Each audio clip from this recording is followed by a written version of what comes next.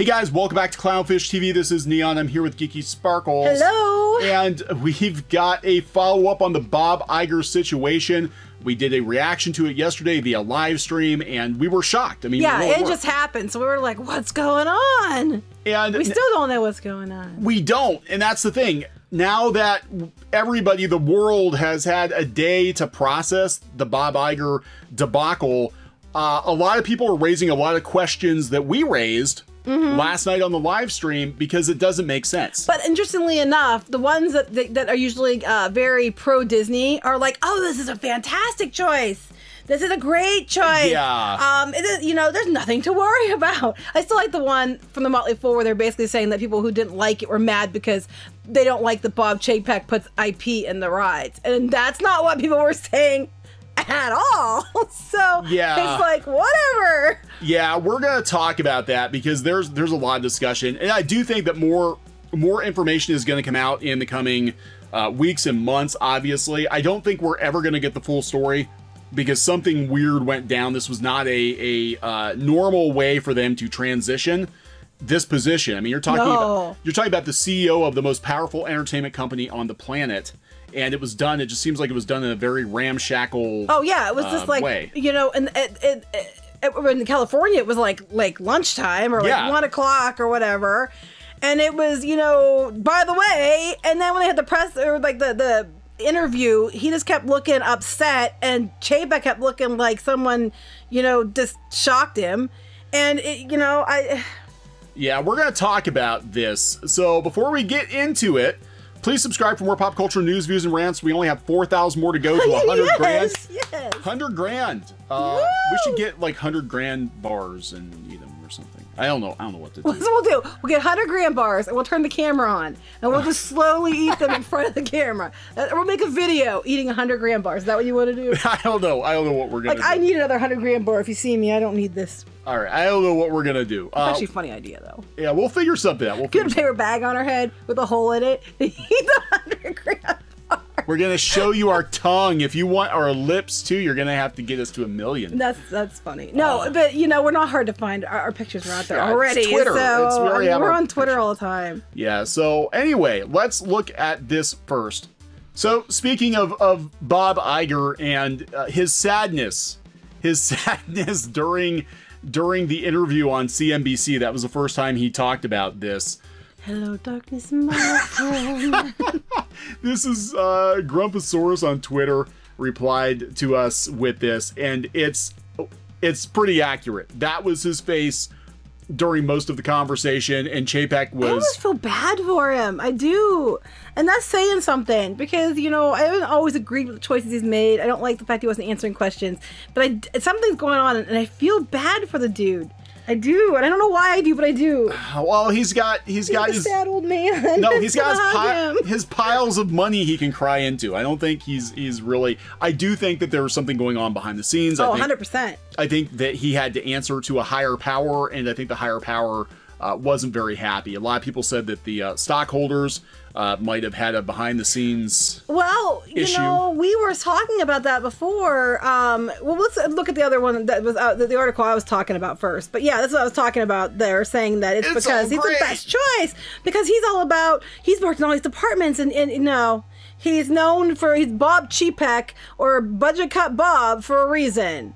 Yeah, you know, MSN, Bob Chapek's rise at Disney helped by soaring revenue at parks. Let's talk about that. Soaring revenue at parks. I'm sure it was, because his MO was to, you know, raise prices, cut experiences, cut staff, cut whatever. And I'm sure that it looked really good on paper, but going forward, if this keeps happening, you're going to, you know, people aren't going to pay the money to go in and get budget cut Disney. Well, that's what's going to happen. Like, a lot of people are accusing Chapek. And, you know, this is more about Bob Iger, but I think we're going to call this What About Bob's. What About Bob's? What About Bob's? Bob 1 and Bob 2. Bob 1 and Bob 1 and 2.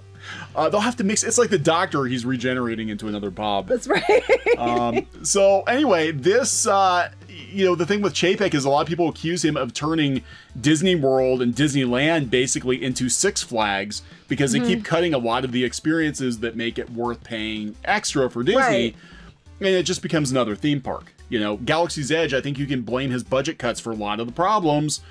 Well, I'm hoping okay. Before we get into the other thing, what I'm worried about, and you were talking about this last night, is that we've got Josh D'Amaro as president at Walt Disney World, and he's been doing a lot of things. He wants to do a lot of things to help improve things for the cast members. And I'm wondering how much that's going to get cut now. I mean, maybe he'll be smart and not come in and cut anything, but I think they're putting him in charge for a reason. And I think the reason is more of what you've been doing there, Bob. Yeah, I honestly think the root of it, just my armchair opinion before we get into other people's takes on it, and we talked about this, I think the root of it is Bob Iger ran up a lot of debt. I think that's what it is. A lot of the choices he made, yeah, he grew Disney, but he grew Disney at great cost, and a lot of those investments are not paying off. And a lot of the spark, the imagination, all that stuff that made Disney isn't there now. It's just, let's rehash this, let's rehash that, let's, live action this, live action that.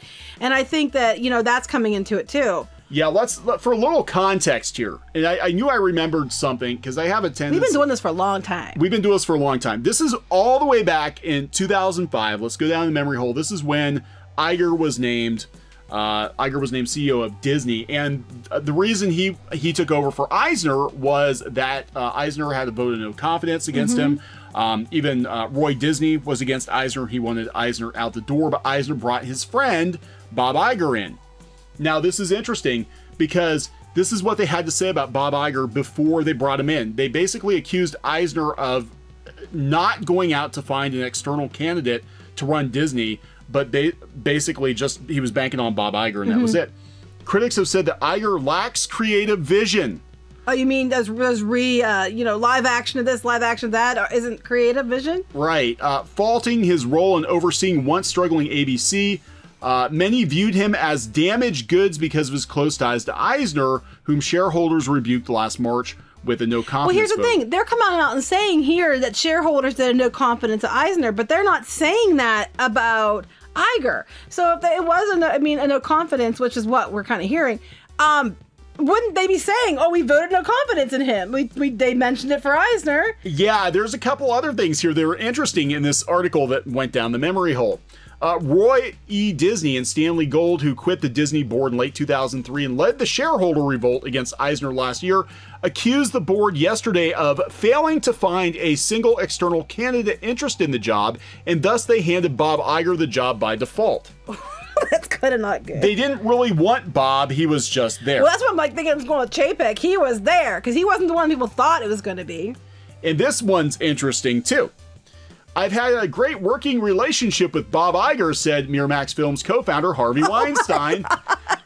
People have suggested that might be playing. I don't know. I know they were friends, but they were just friends. I hope. Who is negotiating a split from Disney? Yeah. So he wasn't. Here's the thing. For everybody talked about Bob Iger, and this is the biggest complaint we've had about Disney recently, is that they become very Borg-like. It's all about simulation, not creation. Right, and the problem is Chapek is actually, in that regard, I think going to be worse, because Chapek, at the end of the day, is a penny pincher. And I know Imagineers haven't been too. They've, when you reading between the lines on some of these Imagineering places where they come on in disguise, yeah, I don't think that they've been too thrilled with the way Chapek doesn't understand what needs to be done and what doesn't need to be done. No, and now we're talking about this extending beyond the parks to everything. Let's just say that all those acquisitions, that spending spree that Bob Iger went on, that would not happen on everything on Mouse Shadow touches is now under his control. The Repo Man is coming. So anyway, yeah, so Bob Iger basically got the job because he was there. And there was some pushback against that. They said, and I agree with this, that the leader of Disney has to have creative vision. You had Roy E. Disney saying they have to have creative vision. We have been saying this for how long, that one of the problems with Disney, besides the arrogance, is the fact that they don't seem to have any creativity anymore. It's all rehashing this, rehashing that, Borg assimilation of this, assimilation of that. And there's not the spark and the pushing the envelope that used to be there that you'd expect from Disney. It's kind of like a cop-out, just a cash grab. Yeah, and from the top down, because Iger, I think, is not a creative person. He's a corporate guy. He knows what to buy. He's smart about, I guess, what he buys to some degree, but I think a lot of those investments aren't paying off, and we're going to talk. This article nails it. Well, with Eisner, he did those direct-to-video things, but at least they were new stories, and they were kind of creative. Yeah. But, you know, you said what he buys and what he doesn't buy. Now, he made some good choices early on. I think the problem was he tried to do too much and cram it all in there before he left, and I think he overspent, and he tried to do too much. Yeah, and that's basically what they're saying, because everybody, I mean, they're, you know, for all these positive articles, hey, Chapek's going to be great, whatever. We've got deadlines. I'll believe it when I see it.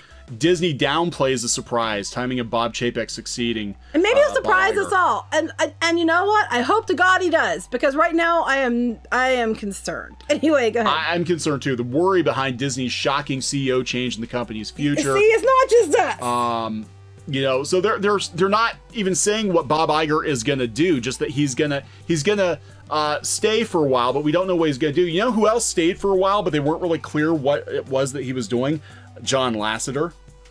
Yeah. Not that the two are comparable. Well, they kind of are, because Lasseter, I think, was the last really creative person they had at Disney. Leader that was, you know, he worked his way from the ground up through the animation department, and you know, we know what happened there, but it was the same kind of thing where he lingered for a while. It's the same, but it's not. It's the same, but it's not. That we know of. Yeah, and I think what happens is, you know, somebody like Lasseter, somebody like Iger, when you get rid of them for whatever reason, you know, you still need their brain for a while because they're the ones kind of holding it together. So basically, if your last name ends in you're in trouble. Lasseter, Eisner, yeah. Iger. Yeah, pretty much. I'm seeing a pattern. Weinsteiner? No.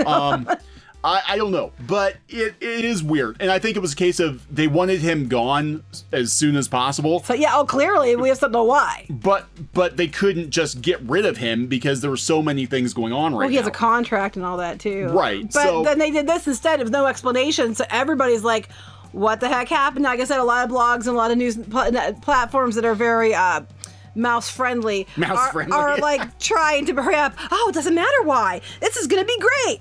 And then a lot of people are like, okay, but why? Well, you don't need to know why. But why? Well, we're just gonna talk around that.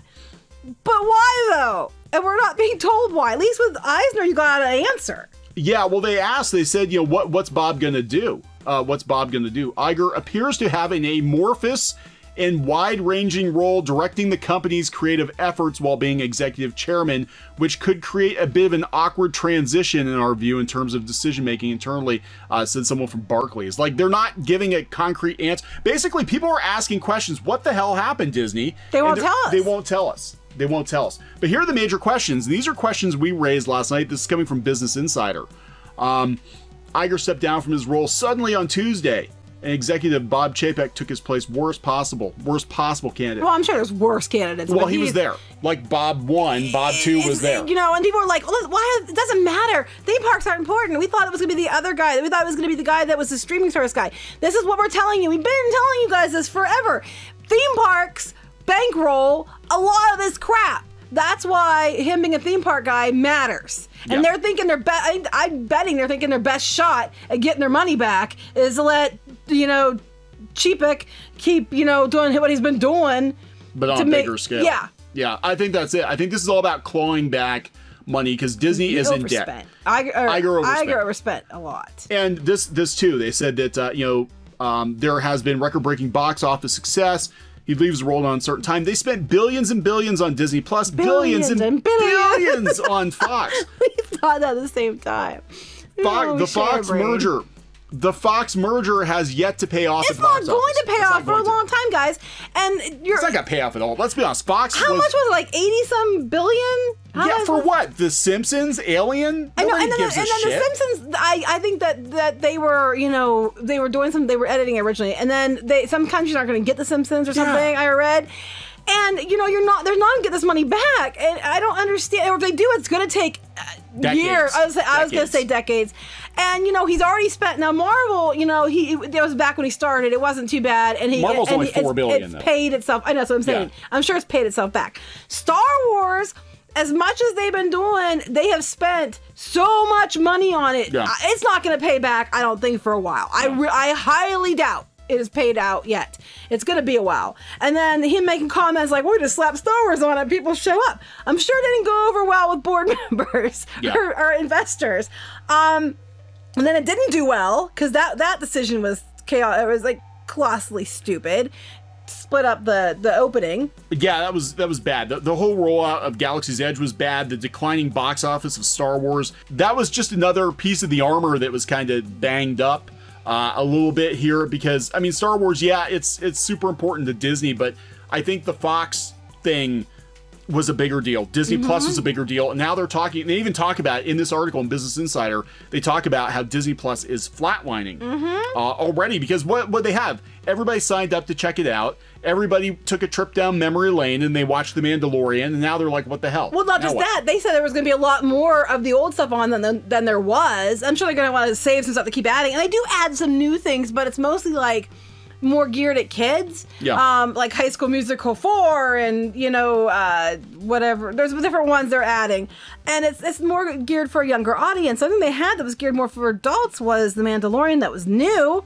So, yeah, they don't have enough of a catalog ready for this. No. And they are doing really well with getting subscribers, but then there's a whole bunch of them that are free with Verizon, you know, and so, I mean, it's not as much as they'd like. I just think it was too much spent, and it's not returning as quickly as they wanted.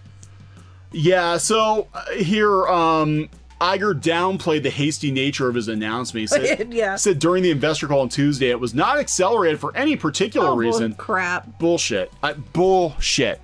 Chapek was identified quite some time ago as a likely successor. It was on CNBC. He was very uncomfortable. He was like, he was basically a potential candidate, but we hadn't decided on him. Well, the guy they had originally that they were going to have as a successor quit a couple years ago. Oh, Tom Staggs? Yes, he was the one that everybody expected to be, and I think that's one that they were pretty much saying. Guy. I think he quit because I don't remember, but I think it was something to do with Chapek. But he quit like a couple years ago, and so this was not like a planned thing. Bull crap. Yeah, so this is Barclays. This is Barclays coming out saying this. That hasn't convinced everyone. Investment from Barclays called the announcement abrupt and sudden in the note on Tuesday. Not normal. Given that Iger will remain with the company until his contract ends, it's not clear why the company felt the urgency. Yep. It's not clear why the company felt the urgency to undertake the transition immediately. That's true. He was going to be there till the end of 2021. They could have named a successor, you know, the beginning of next fiscal year, even, and been like, you know, Chapek's taken over. He's got a whole nother year. I mean, something went down. Well, they could have, like, you know, got people ready. Like, we're thinking of these people, and we're gonna, you know, give you a heads up that, you know, because he's leaving, you all know he's leaving. Here's what we're thinking. We'll see what we decide at the end. This was like, boom, done, and there was no reason. And I'm sorry, somebody who steps down willingly doesn't look like the guy in the picture on Twitter you had. A guy that steps down willingly doesn't look like that. Somebody who's like, yep. Yeah, I made this choice. Yeah, it's my choice. He did not make that choice. Yeah, Barclays. Incrementally, the company did not name a successor to Chapek, which also seems to imply the timing of the transition was not planned. God, how stupid these people are. Stupid enough to pay the prices they keep raising, but you know. Yeah, so here we go. So how are they going to deal with the CV? We can't call it by its actual name because of YouTube. But that wouldn't be his fault. So that wouldn't be a reason. I don't see that's a reason to get rid of the CEO, because that's not something he can control. Everybody is suffering from that. Everybody's suffering for that. I mean, obviously, it's going to put a wrench into you know, some of their box office, obviously, because they were hoping Mulan, I think, was going to be a big hit in China. Doesn't look very likely now. They're worried about the Summer Olympics in Tokyo. I mean, there's a lot of things. That's outside of his control. That has nothing to do. They're talking about the parks. They said, well, they closed down. They closed down Shanghai. They closed down Hong Kong. But they're supposed to leave it open, let people get sick and die, and then they would have sued Disney. Well, what's going to happen too, though, I think a lot of people, I'm going to be honest, I think a lot of people, this year is going to be a bad year for Disney's parks and resorts and cruise lines, I think, because I think a lot of people are going to curtail any travel plans. I'm on the message board, and a lot of people are like, I mean, a lot of people are still going to go anyway, and they're like, you know, the flu is more prevalent, which is true. But there are a lot of people who are very concerned, and they canceled their trips. People were going to go to Shanghai or Hong Kong, and they got their trips canceled because they closed it. So, I mean, it's a real concern, especially affecting cruise lines, because even if it's not going anywhere near these places, the stories are enough to keep people off of the boats. Yeah, because I mean, they had the incident with the cruise ship and, you know, and all that, and we've heard about that, but even though it hasn't affected Disney's ships at all, people are going to conflate. You're going to associate. And again, that wouldn't be anything they can blame him for. Right. So that's, you know, neither here nor there. They were just kind of like, wait, the stock market's tumbling, and now the Disney CEOs taking it down. Maybe they figured it couldn't be any worse. That might have been it. Some people were like, well, maybe now is just as good a time as ever. The market's already down. We can hide our, because we knew that the stock was going to take a hit, so we can just hide it. Yeah, you know, that might be what they're thinking. You know, it's like, we're doing it now because the powers that be decided now's the good time, because we can, you know, offset it by blaming it on the corona or the CV. I almost said it because I'm not allowed to. You're not allowed to say that word. Blame it on the CV. Is Disney Plus in trouble? An essential part of Iger's legacy will be the launch of Disney's streaming service, which debuted in November. They said they had 28.6 million subs. The Mandalorian was a breakout. It was immensely popular with audiences. Baby Yoda's basically propping up Star Wars Pretty at much. this point. Baby Yoda Chia Pets, Baby Yoda cereal, Baby Yoda fruit roll-ups. Concerns are starting to be raised about the service's future. Bernstein, these are all Wall Street analysts. I know, the ones that, you know, because we're getting accused of being stupid and not knowing what we're talking about and being negative. And we're saying the exact same thing that the Wall Street analysts are.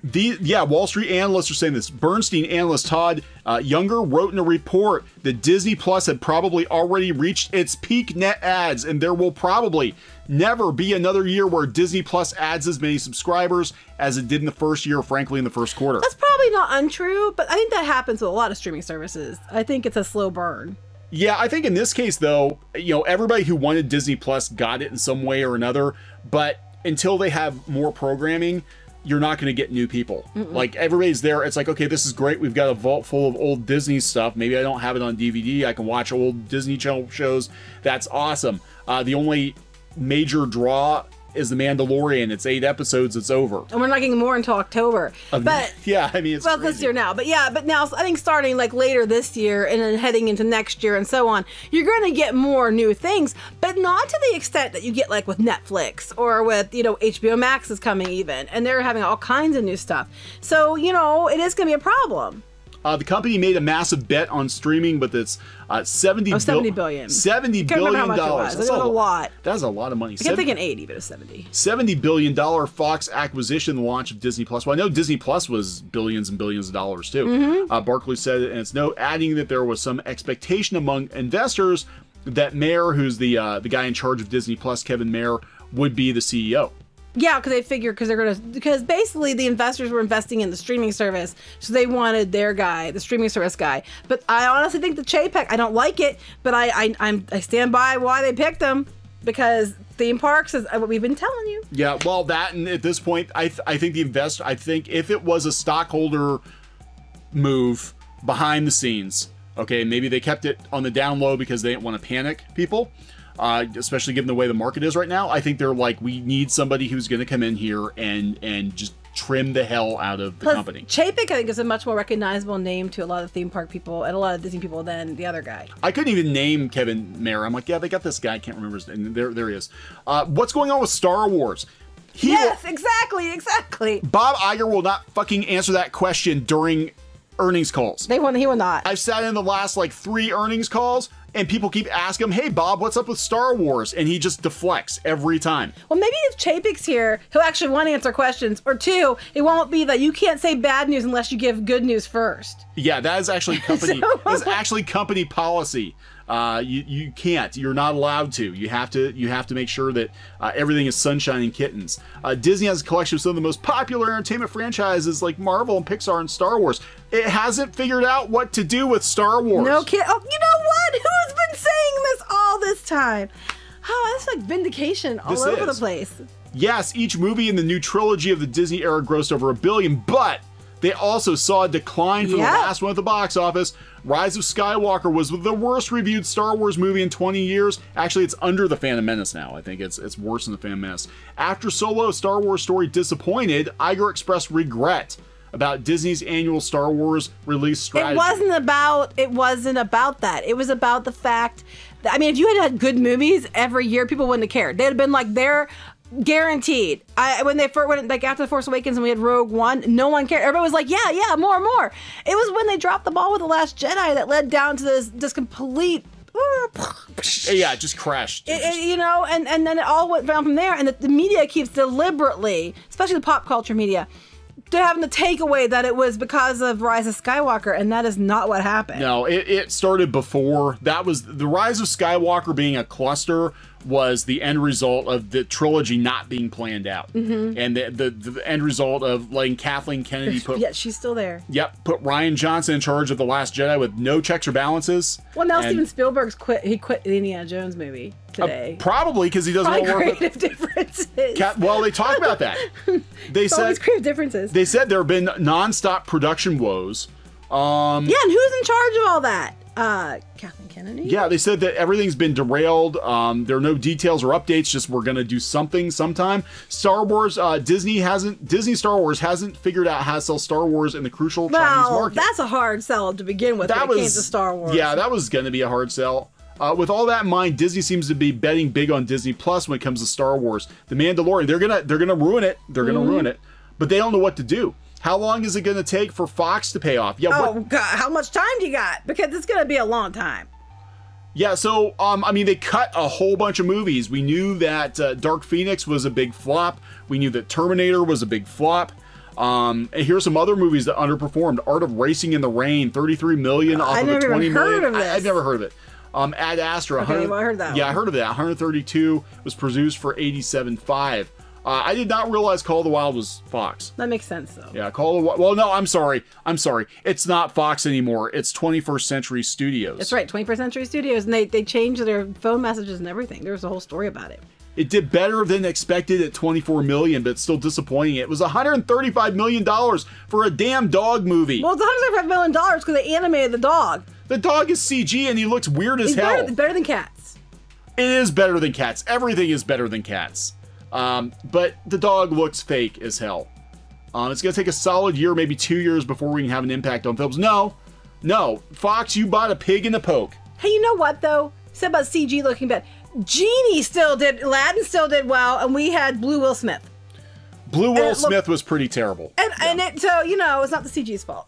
You know. Yeah, and they said this year, it's not going to be good. You know, it's not going to be good this year. They called that before they got rid of Iger. Yeah, they don't have any major, I mean, they've got Black Widow coming out. I don't know how that's going to do.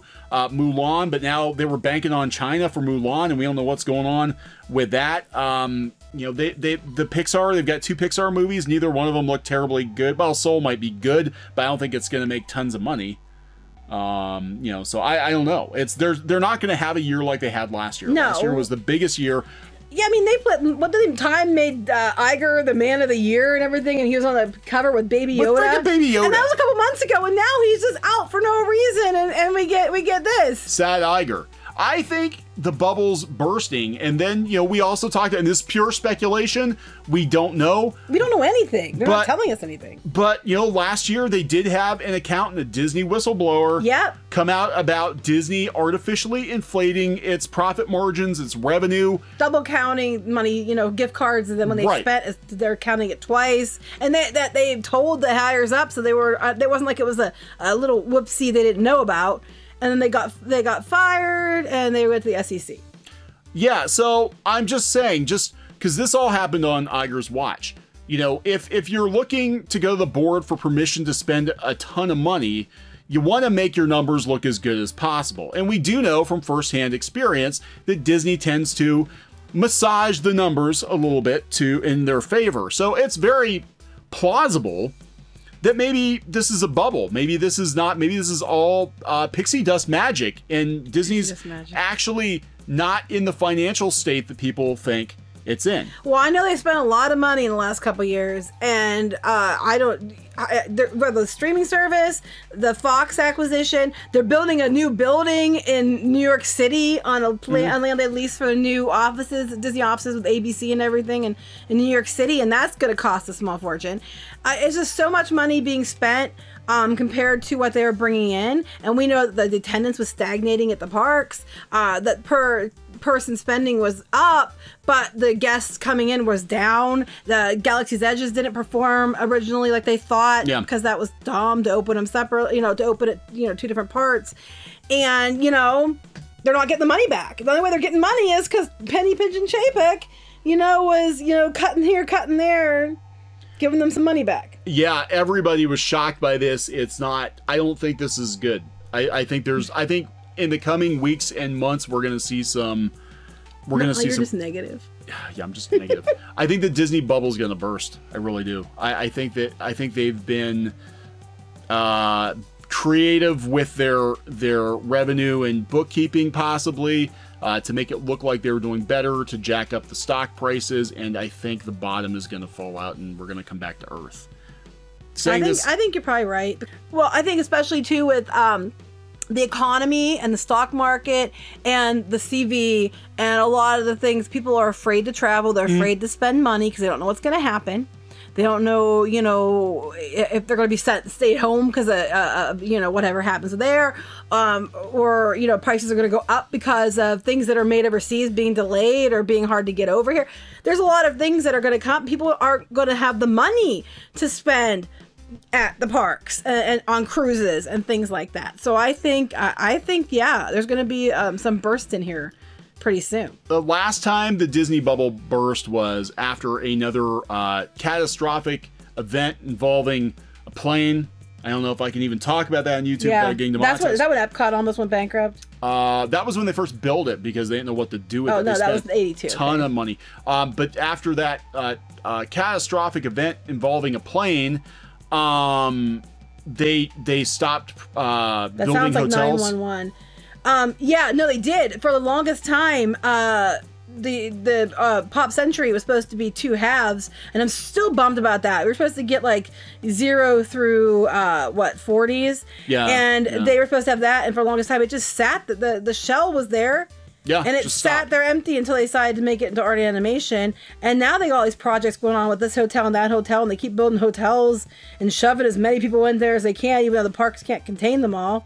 Yeah, and that's the thing. They really, instead of building all these hotels, they needed to build a 5th theme park. And they aren't going to do that, that's for sure. They're not going to be able to. I don't think they're going to be able to do that. They've got too much debt, and what's going to happen is Universal is going to come up behind them with Epic Universe. We talked about that in a previous video with Nintendo and all of that, and they're going to get blindsided. And Comcast, I mean, they have a lot of debt too, but I think that they might actually be in a better place right now than Disney is. But I don't know. But as for what happened, we are just as lost as we were yesterday because they are not giving us straight answers, and I don't think they're going to give us straight answers. Unless something comes out, there was some big, scandal or something that'll come out eventually. That was the case. I can't let them just sit there until 2021. So I'm thinking that's not going to be the case, but who knows? I mean, you've got all of Wall Street scratching their head. Like, this doesn't make sense. All of the fandom, and the theme park people, and everybody else scratching their head too. And they're like, Chapek, oh my God. It was so funny when they announced it. I can't tell you how many Disney fans were like, oh, shit. I can't tell you. I mean, it was like collective. Almost everybody was like, this is bad. This is bad. I mean, that's just how well known this guy was among the Disney theme park fans. Yeah, because so far he's been quarantined just to the parks, but now his penny pinching ways are going to spread throughout the entirety of the company, and it's not going to be a good thing. Well, maybe for argument's sake, to be be fair, maybe it was they told him he had to, and it was Iger's decision to cut costs, and he was one that had to implement it. It's possible. So, I'll give the guy a chance, but dude, you really are on a tightrope. So you got to be careful because you're going to have to, think before you cut. So just, that's all I'm saying. All right, so we're gonna wrap this one up. Yeah. Okay, so please subscribe for more pop culture news, views, and rants. We'll keep you posted on the Iger Chapek situation because Disney owns damn near everything now, and this is absolutely gonna affect Marvel. It's gonna affect Star Wars. It's gonna affect the theme parks. I mean, this cannot be understated how big of a change this is in entertainment. Oh yeah, it's a big deal. All right, talk to you later. Yeah, bye. Hey guys, thanks for watching Clownfish TV. Please consider supporting the channel. Go to clownfishsupport.com. That's clownfishsupport.com. And if you want to join our community, go to clownfishtalk.com. That's clownfishtalk.com. Please subscribe, ring the bell for notifications. We will talk to you next time.